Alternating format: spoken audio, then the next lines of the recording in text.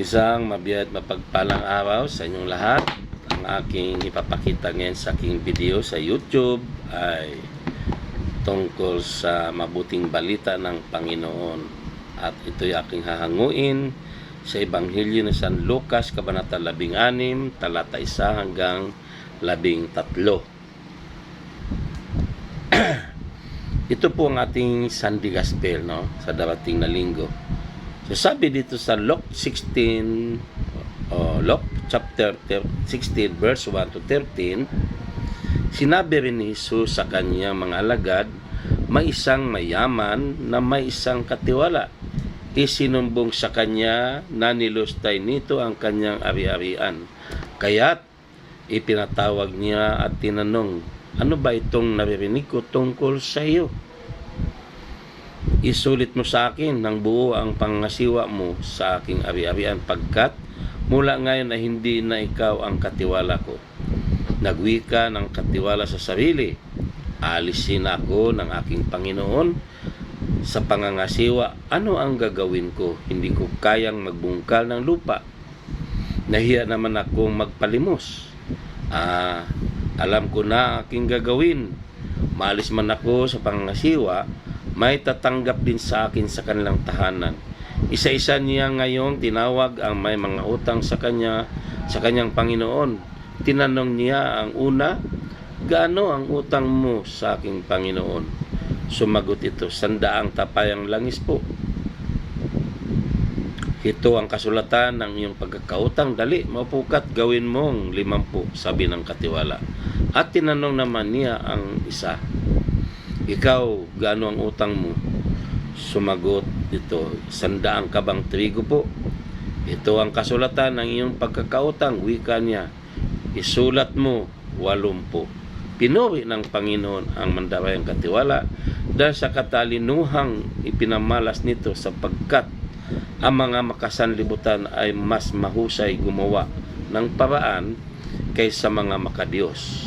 At nagpatuloy si Jesus ng pagsasalita, kaya't sinasabi ko sa inyo, gamitin ninyo ang pakikipagkaibigan, ang kayamanan ng sanlibutan ito.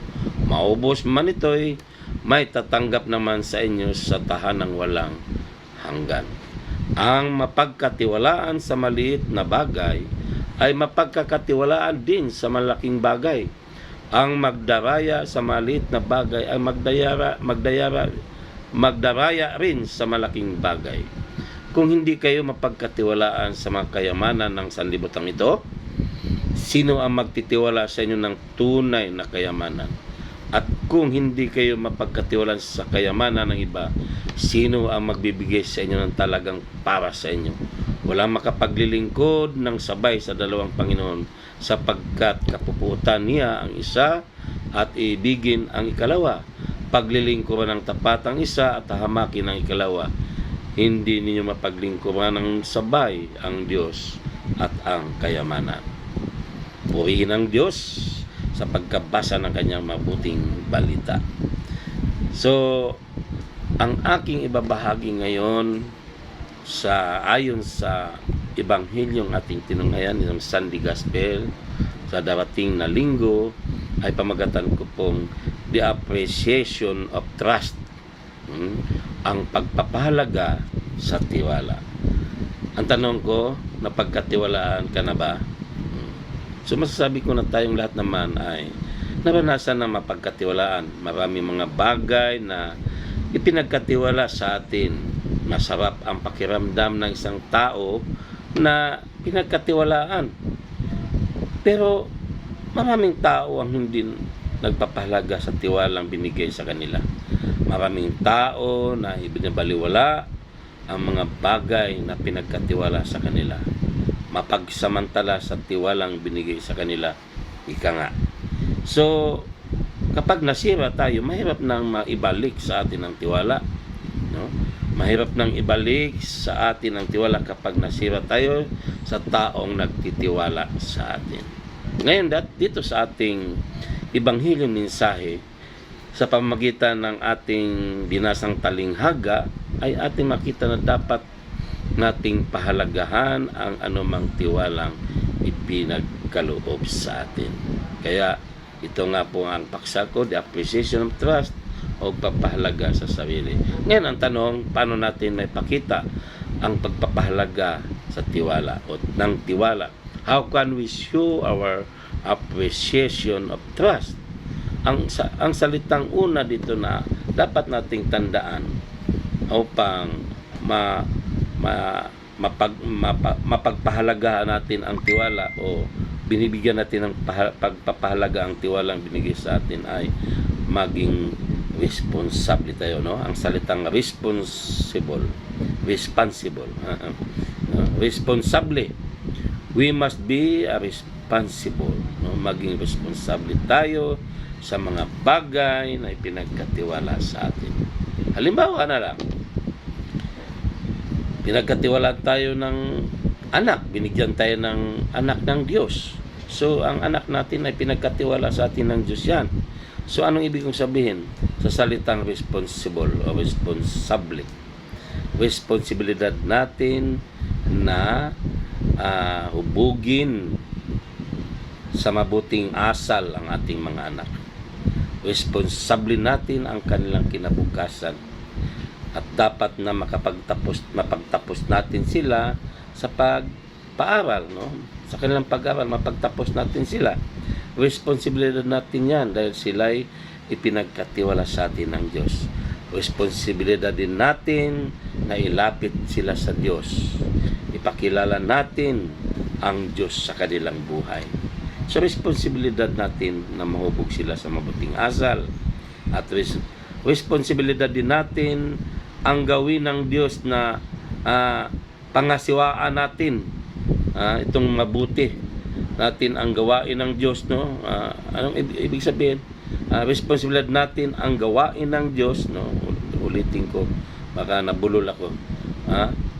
Anong ibig sabihin? Pinagkatiwalaan tayo ng mga siwa sa gawain ng Diyos. So, responsibilidad natin na pangasiwaan natin itong mabuti. No? Responsibilidad natin kung paano na ba ang takbo ng gawain ng Diyos na pinagkatiwala sa atin. Ang isa pa, responsibilidad natin kung paano pangasiwaan ang ating sarili. Kasama yan sa pinagkatiwala sa atin ng Diyos. Pinagkatiwalaan tayo ng katawan, ang ating mga sarili, ang ating mga katawan ay pinagkatiwala sa atin ng Diyos at dapat nating ingatan, pangasiwaan nating mabuti dahil ang katawan natin ay templo ng Diyos. No? O yan mga kapatid ko sa Panginoon. Di ko palalawigin ang aking binabahagi. Gusto ko lang ibigay sa inyo ang mga puntos, no, na dapat nating taglayin. Pagpapakita natin na pinahalaga natin ang tiwala na ibigay sa atin ng Diyos. Ang unang salita, responsible o responsable. We must be responsible. At ang pangalawa, be wise, no? Matalino, maging wise tayo. Ang salitang wise, no? Kailangan maging matalino tayo. Bakit? Ang karunungan ay isa sa mga bagay na ipinagkatiwala sa atin ng Diyos na dapat nating gamitin sa tama. Hindi naging wise ang taong pinagkatiwala ng taong mayaman.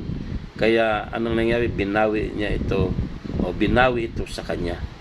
No? So hindi tayo dapat tumulad sa taong ito na pinagkatiwalaan, subalit hindi siya naging wise sa bagay na ipinagkatiwala sa kanya. Maging wise tayo sa paggastos ng ating budget, ganyan, no? Sa ating tahanan.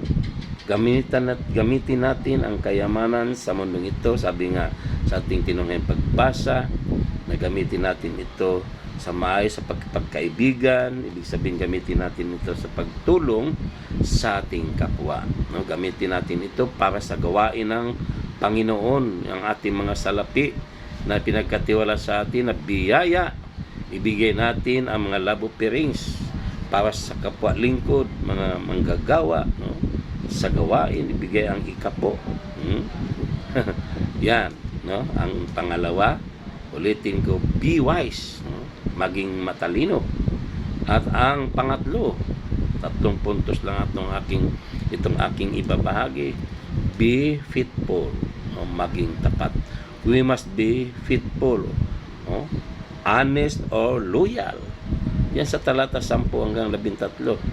Ang pinapakita dyan na kung paano dapat tayo maging honest o loyal o faithful. So ano mga sitwasyon ng buhay, manatili tayong tapat sa Diyos.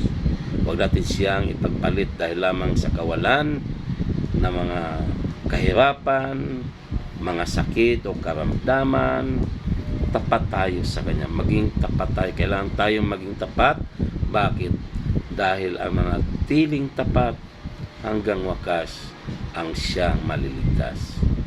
At ang isa pang dahilan dyan, kailangan maging tapat tayo dahil magsusulit tayo sa Kanya. Isusulit natin yung mga bagay na ipinagkatiwala sa atin. Ayon po yan sa Matthew 25:15-19. Pinagkatiwala sa atin mga bagay, so isusulit natin yan. Magre-report tayo. Ang isa pang dahilan kung bakit kailangan maging tapat tayo, pag pinagkatiwalaan niya tayo sa malalaking bagay o malaking halaga, pagkakatiwalaan tayo din ng mas malaking halaga. So napakahalaga na mapagkatiwalaan tayo. So ipakita natin na tayo mapagkatiwalaan, at sa pamagitan ng mga puntos nito, 3 puntos lang ito, paano natin may pakita ang pagpapahalaga ng tiwala. Ito ang salita na dapat nating tandaan. Responsible o responsable. Ang ibig sabihin, responsable tayo sa ipinagkatiwala sa atin ng Diyos. Pangalawa, maging wise tayo sa mga binigay sa atin, yung karunungan na binigay sa atin ay gamitin natin sa tama. Maging wise tayo sa paggastos sa mga biyaya na ipinagkaloob niya sa atin. Amen. Maging pangatlong puntos, be faithful, honest or loyal. Be a loyal person, be an honest person, be a faithful servant, happy person. So ano man mga sitwasyon ng buhay, manatili tayong tapat sa ating Diyos. So yan lang po mga kaibigan o mga kapatid ko sa Panginoon na makapanood ng aking video ito. At maraming salamat, at huwag niyo pong kalimutan na i-subscribe ang aking channel, God's Invitation TV channel. At dalangin ko na kayong lahat na makapanood nito ay lalong pagpalain ng ating Diyos sa lahat ng aspeto ng kanilang buhay. Bye-bye. God bless you all.